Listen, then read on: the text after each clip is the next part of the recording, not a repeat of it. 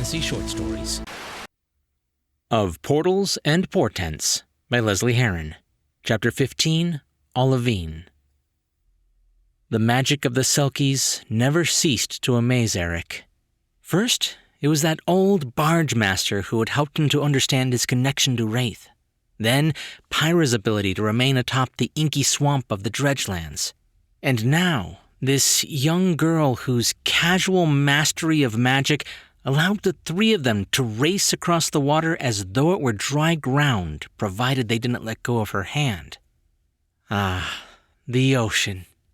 Nothing truly captures the pure terror of thalassophobia like running across the top of the open water. Eric never found it as soul-soothing as his brother had. Not with the knowledge of what lurks beneath its dark, glassy surface and churning waves. Ignorance truly was bliss, and he was not often accused of being an ignorant man. He looked down into the pristine, sparkling ocean and felt another tremor of fear ripple through him as a dark shape quickly swam up to investigate them.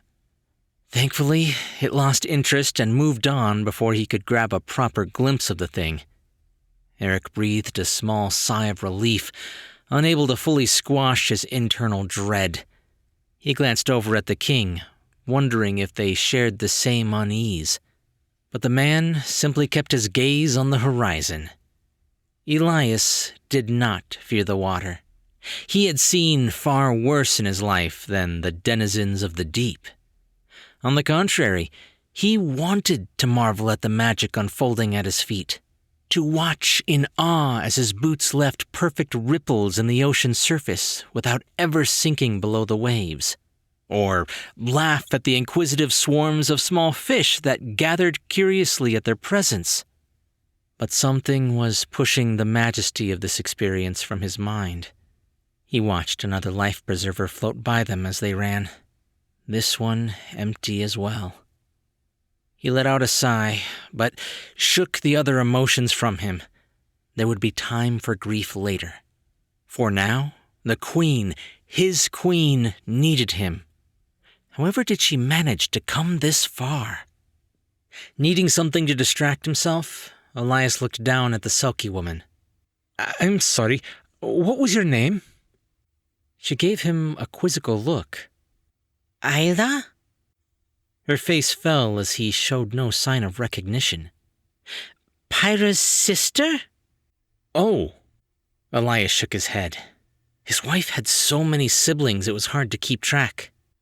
"My apologies. It must be all the excitement has me out of sorts. Did she—" "Okay, Ayla?" Eric paused his interruption to glance down and felt his stomach churn. "Are you sure we couldn't have reached the queen from the land?" She frowned gently, looking over at the false king. His kind eyes were filled with dread, and his skin had turned a pasty shade of white. "We are on the land, or what was land until the waters rose. The camp was on the shore until the ocean swelled again last night. We are still trying to move those that are left during the tide. See?" She nodded her head in the direction she had been taking them. Eric glanced up. A dozen or more ships had been tethered to a large container vessel, this one more massive than the last. The convoy of ships, some metal but most of them wood, had become a floating refugee camp large enough to hold a small city's worth of people. Many of the vessels had been battered by the waves and were badly damaged, held aloft by their titanic counterpart. Moving such a structure would be unthinkable, even laughable in its absurdity of the notion, but Selkie magic never ceased to amaze him. As they reached the compound, Ayla led the way across several decks, then up a makeshift ramp to the main ship. They passed by huddled groups of people, wrapped in blankets or scraps of sailcloth. Humans, Selkies, and a smattering of other races were all struggling to cope with everything that had happened to them. There were even some groups that wore tattered black robes, but all of them looked the same, regardless of their race or religion. Lost. Isla led them through the huddled figures and shipping containers with ease until they came to the superstructure, the tall portion of the ship that normally housed the crew. Eric was surprised when she didn't direct them up the stairs to the living quarters, or even to the navigation deck. Instead, she led them on, farther into the depths of the ship, making a beeline for the galley. "Mother, you won't believe who I found!" Elias followed the girl into the large room, watching her collapse to her knees near a makeshift bed for a woman who looked gravely injured. Of course, the Queen of the Selkies, not Pyra. As he looked down into the stern face of his mother-in-law, he barely recognized her. Her dappled skin was so pale it was nearly uniform, and the sheen of sweat that coated her face spoke of fever. She was bundled in several thick blankets, but even he could see a large bloodstain pooling from her side. "Tiani." He fell to his own knees, and, hands shaking, reached out for her. With a ragged breath hitched in her throat, Tiani turned her attention to the voice that spoke her name. King Elias. There was a bitterness in her mouth as she scanned the rest of the room. "Where is my daughter?" Elias swallowed hard. I have something to tell you." Uncomfortable with this display of emotions, Eric scanned the room for something to divert his attention to. His gaze landed on the fluorescent lights buzzing above him, and he frowned. Those should not exist yet. His eyes moved down along the lengths of the lights to see a group of elderly women huddled together in plastic chairs? But that would mean, no, a third world? His mind didn't even have a moment to grapple with this revelation when the telltale sound of someone being slapped dragged his attention back to the others in the room. "What do you mean, my daughter is dead?" Tiani was struggling to get to her feet. "You were supposed to protect her!" "Whoa, hang on!" Eric moved forward, placing himself between her and the king. He offered the woman a placating gesture. "You shouldn't move with a wound like that. Let me take a look. I might be able to fix it." He gently guided her back into her makeshift bed. "You must be Eric." The queen's features softened as she relaxed back against the folds. "Pyra told me how you saved not just her, but her kingdom as well." She reached out and placed a hand on his cheek, but her face hardened as her gaze shifted to Elias. "I do not understand why you are with him." Eric slowly began to peel away the sheets of blood-soaked fabric sticking to her skin. The gash wasn't long, about a 3-inch puncture just above her hip bone, but by the amount of blood she was losing, it had obviously been deep. While there was an unpleasant odor, it was of infection and not something worse. "Well, the good news is that I don't think you perforated your intestine." He pulled a face. "But you have lost a lot of blood. We need to get this stitched before you bleed out." He turned to Isla. "Can you go find me some thread, a needle, and a bottle of alcohol?" Jumping to her feet, the faithful daughter disappeared through the door. Tiani nodded her thanks to Eric and dropped her hand before turning her ire back on Elias. "You were explaining how you allowed my daughter to die." "We don't know that Pyra is actually dead." It took a long moment for Elias to find his words. So much had happened. It was like trying to slog through pudding. "She is missing, though. My plans went awry and..." His features twisted with grief. "That's why we came down here. We were hoping for a tracking mage." Tiani's attention was pulled away by the return of her daughter with the supplies requested by Eric. She watched as he sanitized everything with the alcohol, wincing as he poured some over her wound, but she refused to cry out, even as he slid the needle into her flesh. She shot a glare at the king. "Do not think me a fool, Elias. I am well aware of what you hoped to achieve in that tower. Answer me honestly. Did your plans that went awry have anything to do with the ocean's rise? Swallowing that brief flicker of emotions, Elias climbed to his feet. It was an unfortunate miscalculation. His voice hardened as he looked away, scanning for a familiar face. He was done indulging this woman's hysteria. Where is Lodhir? A miscalculation. Tiani winced as she shifted enough to catch the king's gaze, her voice growing cold. Because of that miscalculation, you are looking at all that we could rescue from the churning waves. My other daughters are still scouring the sea for any that remain, but my husband is likely not among them. Elias fought to keep their eyes locked, a tightness settling around him, dissolving into fear and anger. He is dead. Indeed. His eyes flitted around the faces in the room. One or two looked familiar, but the rest he could not place, and one near the door glowered at him from beneath a black, hooded robe. Then what of your armies? Baffled, Eric pulled his attention away to slowly look up at the king. Dude, now is not my armies!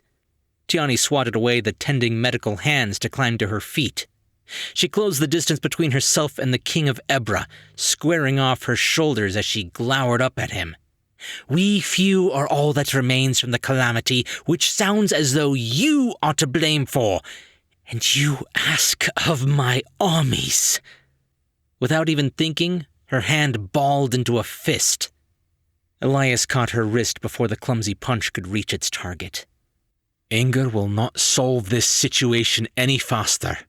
I know you harbor resentment for my marriage to your daughter, but I've only ever done what was right by her, and I will find her.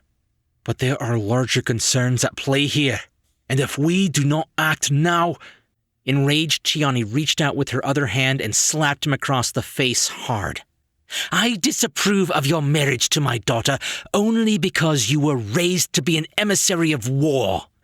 It is all you know, and even now, surrounded by those who have lost everything, you can think of nothing else. She felt the tickle of dizziness as tears welled up in her eyes. Be gone. Whatever aid you could have provided us with, I want no part of. I shall ask no favors from the man who sank my kingdom beneath the sea. She turned her back on the king and made her way towards her makeshift bed. She collapsed into it with a sigh and placed her hand against her forehead, closing her eyes against the sway of vertigo. Eric reached out, only half aware of what he was doing as he snipped the thread still dangling from Her Majesty's side. Something was starting to dawn on him. How far inland has the water reached? When the queen didn't answer, he looked up at her daughter. Isla shrugged. The first night, it was about a mile. The second time, several more, as far as we can tell. The color drained from Eric's face. A pre-industrial civilization relied on boats for the majority of their trade. Even in modern worlds, the largest population centers were coastal. If they had just erased several miles of Ebra's coast, logically the same had happened the world over. No, that can't be right. He stumbled backwards, tripping over one of the plastic chairs. It had happened twice. Wait. 3 worlds, 2 swells, and soon... He looked at the king, his mind racing into a vortex of panic, unable to find purchase. That's millions! Elias stared down at him with cold eyes. Yes, I know you think of me as a monster. I know you are appalled by my lack of transparency. But need we repeat this argument yet again? The horrors I have wrought cannot be undone, and I am growing tired of your constant hounding. We must move forward. Eric's mind ground to a halt, finding the target it had been searching for. I have to go. He climbed to his feet, his breathing ragged, and fled from the room. Chester looked down at his signature, returning the quill to its inkwell. He was no stranger to this process, having nearly signed the meaning out of his own name in the past 3 years. Danny had read and reread the lengthy contract, closing any loopholes and clarifying any muddy waters, but he still felt uneasy about the Brotherhood's intentions. Charity should not come with strings attached. He slid the parchment away from him with a sigh and put on his false smile as he looked up to Charles. All right, I've agreed to help you in your quest to locate a lost ark. Chester tapped a finger on the blank line below his own signature. Now please, sign the contract and send your soldiers to help my people. Unable to contain a simpering giggle, Charles apologized immediately before he reached across the table and pulled the parchment towards himself. No. No one here has the authority to seal this agreement. Not I, nor even Miss Ruby, as magnificent as she may be. He gave the woman a sideways bow. No, this contract is meant for the scholar's hand alone. He is the head of our organization, after all, as you are of yours. Chester's smile fell flat as he reached back reflexively and scratched his head. So the scholar himself will sign this? Ah, I thought you a true believer, but perhaps you still have your doubts. Charles pushed the contract to the middle of the desk, squaring off the corners so that it was aligned perfectly with the straight edges of the table. He pushed the inkwell to the top right corner and laid the quill vertically beneath it. Perhaps your faith needs to be reaffirmed. Our faith is not the issue, Danny scowled. We have already lost half a day's work by writing up this contract, and now you tell us that we have to wait for yet another of your order to make the journey? We do not have time to wait. People are dying.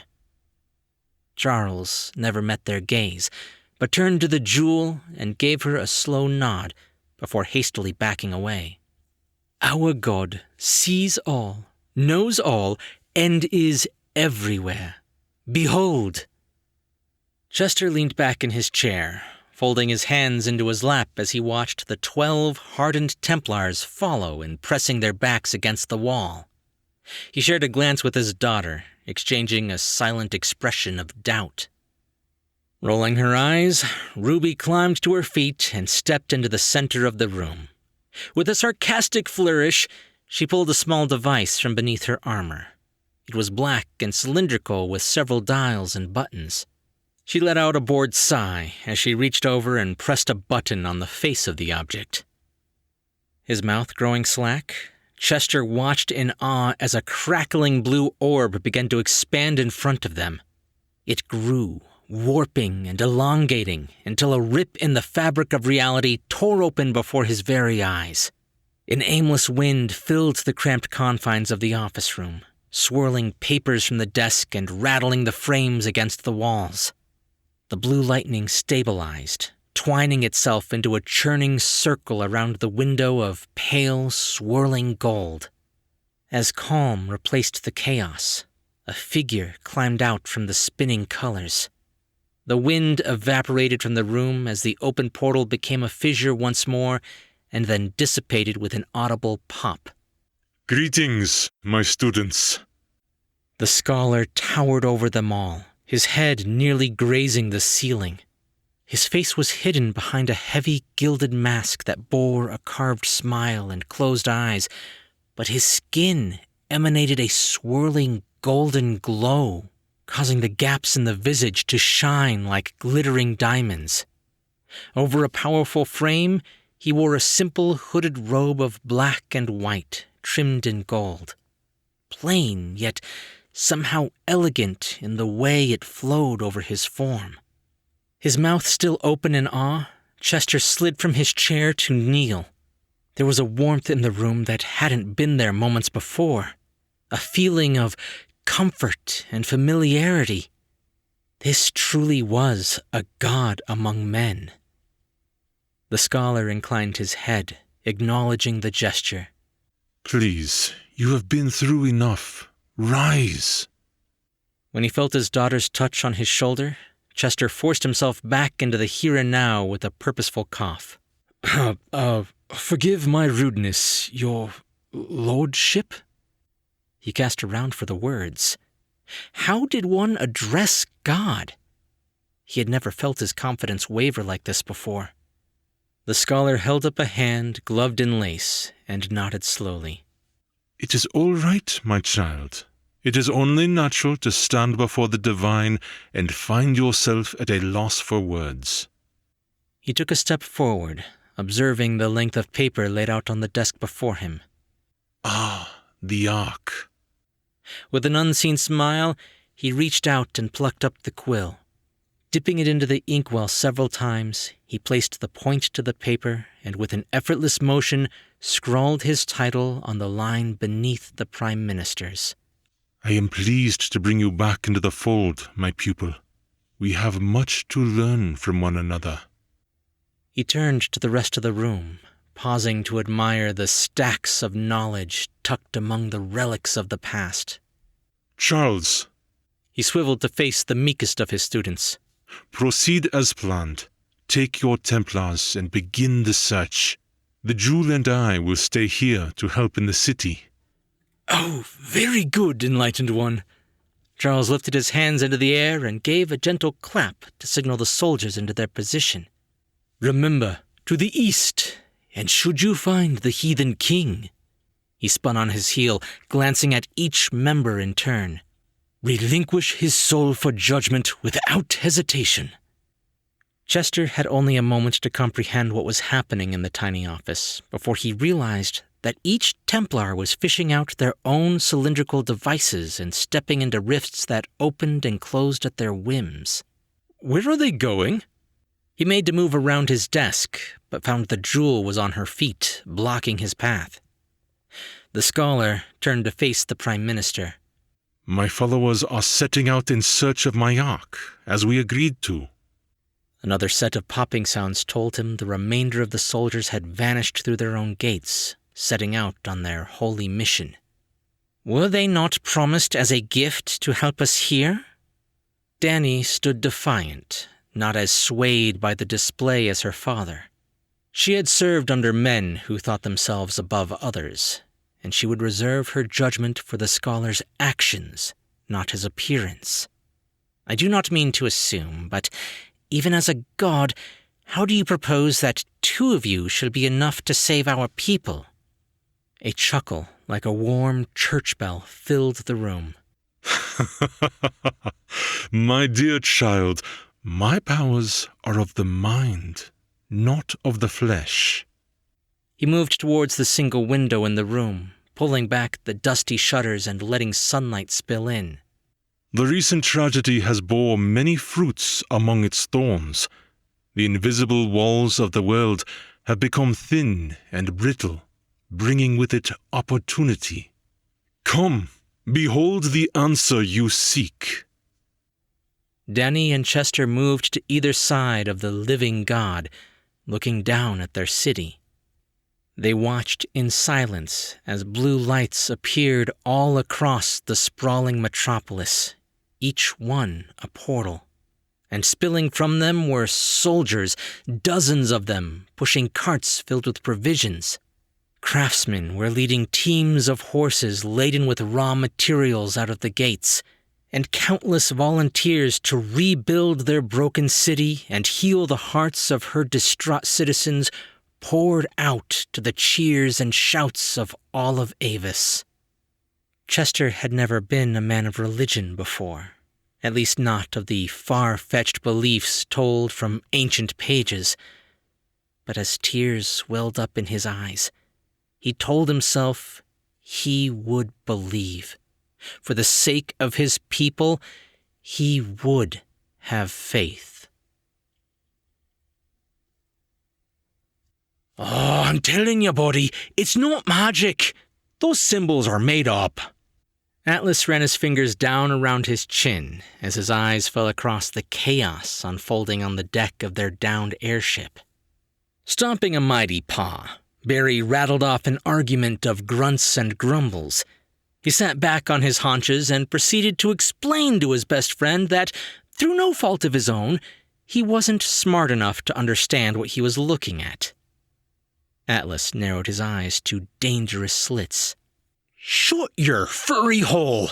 Like you'd understand it any more than I do. I'm the smarter of the two of us. Barry folded his arms across his chest with a disgruntled huff. He let out several murmurs against clenched teeth. Just because I fell asleep in mathematics does not mean I didn't learn anything. Atlas threw out an interjecting finger. It was simply so rudimentary that I couldn't keep my eyes open half the time. Oh, can it, you overgrown honey badger. If you're so smart, then what does it mean? Oh, for Theora's sake, can you two just give it a rest? Atlas turned to look over the edge of the boat to see the king approaching. Elias began climbing the rungs of the rope ladder up to the deck, rubbing at his head. I thought I told you to come meet us as soon as you got Barry sorted. Why are you still here? Figured it was best to watch over the ship in case someone tried to steal it. Atlas shrugged. It wasn't a very good lie, but he didn't really care. He tucked his hands into his robe and looked around. Did you find a tracking mage? No. The king hauled himself the rest of the way over the railing. Who would steal a ship in the middle of nowhere? Okay, so no showboating magicians. Got it. Did you at least bring anything back to fix the ship? Wailing, Elias pulled the glasses from his face. No, we were all but assaulted by the Queen of the Selkies. He pushed the palms of his hands against his eyes, rubbing vigorously. I was not prepared to speak with my mother-in-law today. Oh, how did that go then? Atlas stepped away from the king to lean against Barry. I've had better discussions with enemies and war councils before. Elias pushed himself to his feet. And then Eric ran off. I couldn't find him on the metal ship, so I assumed he came back here. Oh yeah, he's been here for a few hours now. Atlas pointed towards the raised portion of the front of the ship. But, I think he might be a few coppers short of a fake silver, if you know what I mean. Sitting in the middle of the foredeck was Eric, scribbling away with chalk in hand as if his very mind had been vomited onto the wooden planks beneath him. Formulas, equations, and diagrams littered every square inch of the front of the ship, some scribbled out, and others circled and tethered to different equations. His hand scratched at the chalk-dusted beard on his face for a brief moment, before crossing out what he had been writing to start again beneath it. Elias covered his mouth, taking in the pandemonium for a long moment. Careful to avoid smearing any of the incoherent equations, he stepped closer to Eric and placed a gentle hand on his shoulder, giving it a shake. No, I need more time. I'm sorry. What are you? Time is relativistic, therefore malleable when introduced to gravity or speed, which means if I need more, I have to accelerate the displacement to compound not only the force, but also the speed at which it passes the given point. And yes, more time. But I still haven't solved for the negative mass. Maybe if I...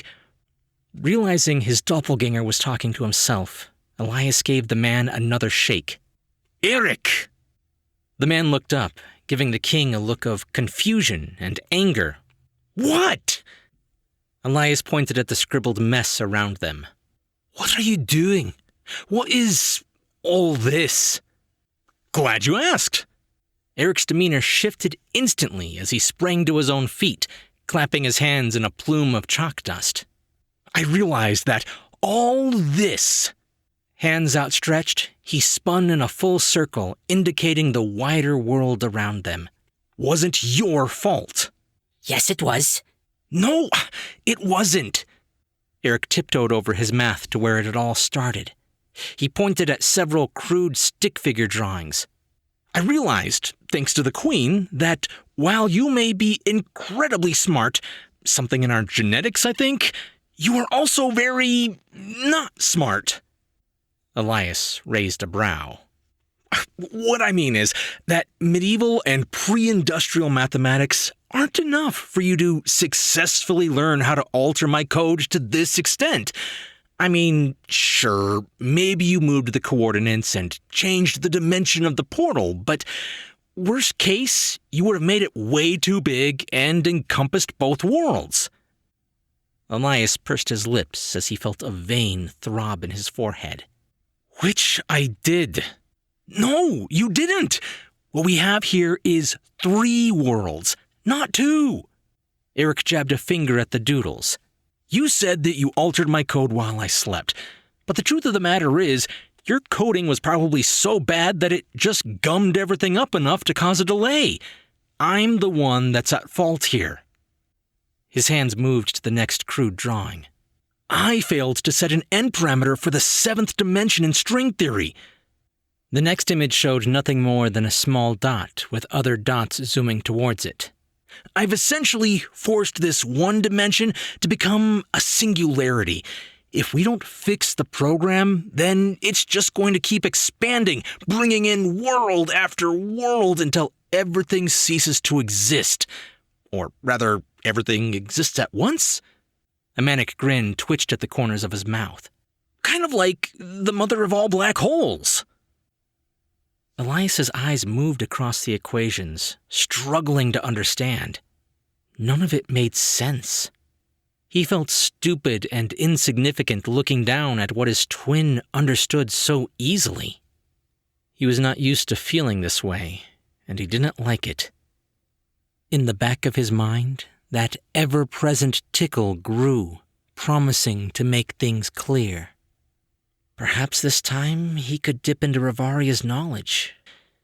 He closed his eyes and cracked the door, just a little, enough for her to show him. The chalk scribbles arranged themselves in his mind's eye into the base code of the universe. Everything existed in layers, like sheets of paper stacked on top of one another. And what was happening? It was like the papers were melting into a singular sheet. His awareness was flung through all of time and space at once, forced to watch as worlds died while others were born, and through it all, the never-ending blue lightning. Entire universes were ripped out of existence, fed into the ravenous gullet of the storm. Elias snapped back into the moment, blinking away the tears in his eyes. He struggled to catch his breath. The beauty he had just been shown was unraveled by the chilling reality of what it meant. His doppelganger was right. This program they had created would devour everything until there was nothing left. How do we stop it? Eric pointed to a mess of scribbled-out equation after equation over by the port side oars. He scratched at his beard again, smearing the chalk dust farther up his cheek. I don't think we can stop it. We open Pandora's box, or set the proverbial genie free. He turned around, stepping over a swirl in his drawings. You seem oddly chipper for having just doomed all of reality with no hope of redemption. I said we couldn't stop it. I didn't say there was no hope. Then what do you propose we do? Eric grinned, tapping a finger against his temple. Not do, but undo. Elias's gaze flickered between the Arcanist, who shrugged, and back to the madman standing before him. What? Atlas nodded. Like I said, too much sun. Choking down the urge to vomit brought on by his sudden cosmic mental trip, Elias took a steadying breath and reached out, clasping his twin on the shoulder. You're not making any sense. No. Eric swatted away the gesture. I'm fine. I'm thinking clearly now. Not really. Hush you. Eric moved to the final line in his equation, jabbing at it with a grimace. I know I can make this work. I know I can. But I can't. Stop rambling. Eric grabbed the chalk and began underlining each portion of the most recent scribbling. This right here says we can go back in time. Einstein was right about relativity, but he only ever theorized about the mirror universe, not the multiverse. I just need... He let out a growl of frustration as he scribbled angry circles around the large blank portion of the solution. To figure out how we get from here to there to here. He tapped at the answer. If we can solve that, we can feed this into the machine back at the Infinite Tower, and I could very likely open a rift in time. Then we could go back far enough to remind myself to set parameters. Elias watched his twin stand with a self-satisfied smile, and he felt his own confidence in the man waver. Altering time is... dangerous and forbidden. You cannot be serious. Look, I know the rules, okay? I've read every science fiction book out there about time travel. So I'm educated on the matter, and I'm smart. Don't kill your grandpa, don't marry your mom. I know what to do. Eric turned to his doppelganger and pushed his hands together, pleadingly. I need to fix this. I need help. While he only understood a small portion of what Ravaria had shown him, his own meager grasp of the mathematics at his feet left Elias feeling small. He reached up to thread his fingers into his hair, concern settling into his core. He had an idea, but he didn't like it. I think I know someone who can help. Not to break up the battle of the brains or anything, but do either of you two geniuses have any idea what's going on to the south? They spun on the spot, glancing off into the distance where Atlas indicated.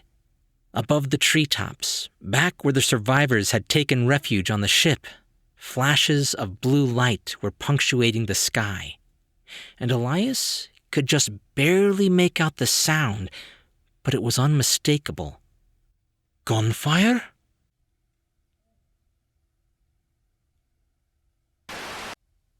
We thank you for joining us for this chapter of the novel of Portals and Portents, Book 4 by Lesley Herron in this ongoing series available here on Tall Tale TV. You can find links in the description to where you can listen to all her books and novellas, with new chapters appearing as they are being written and recorded. And if we take the cosine of x, multiplying it by the exponent c, we have the baseline required to calculate the rate of magical deterioration in Grantham's fourth law. All right, children, settle down, settle down. Atlas? What? Me? Atlas, I do not allow sleeping in my classroom. Mathematics is a very important... What? I wasn't sleeping. You were snoring. That was just the sound of my brain, logging away all this fascinating information, Professor. Really? Then you won't mind solving for x? X? 12?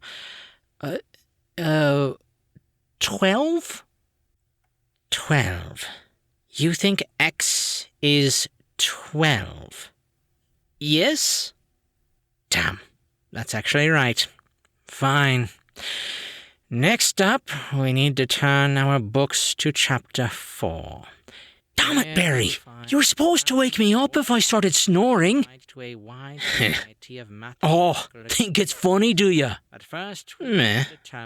Well, fine. See if I ever let you cheat off my test again. Hold on. I'm not even supposed to be in this class.